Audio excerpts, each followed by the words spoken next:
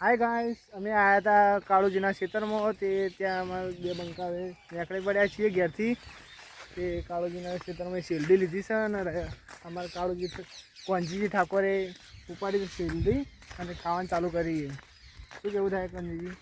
ભાઈ સવારે નીકળી પડ્યા ખેતરમાં હવે જોવા માટે બધા ફોર્મ કરી જોતા એ કેવો માહોલ. તો અમારા વ્લોગમાં બન્યા રહો અને જ્યાર સુધી અમે હવે પહોંચી જ જવા આવ્યા પહોંચી જાઓ. તો હવે બતાવી દો આ મારે એરંડા છે. આ જો અમારા દેશી એરંડા કહેવાય છે.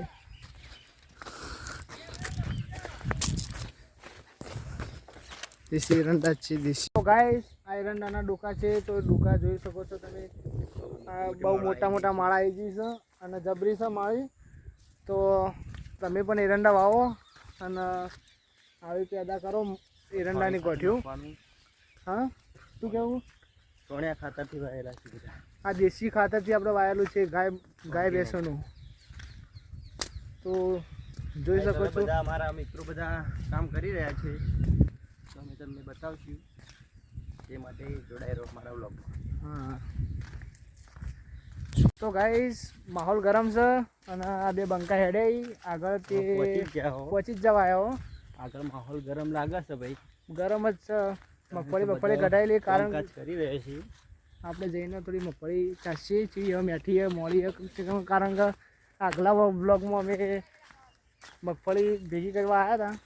અત્યારે એનું કામ બધું કમ્પ્લીટ થઈ ગયું. હવે સીધું બોરીઓ ભરાઈ રહી અમને તમે બતાવી.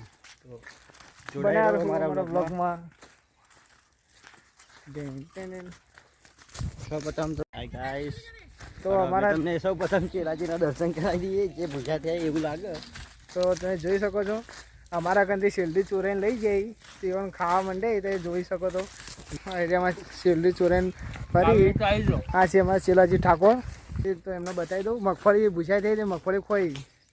આ છે અમારા કુંવર બાપ, આપણા વડીલ જે પહેલા બ્લોગમાં આવ્યા હતા. આપણે મંડઈ પહોંચવા બા બોલો કે યાર. કે મગફળી કઢાઈ આટલી બધી છે. હા આટલી બધી છે મગફળી થઈ જાય ભાઈ.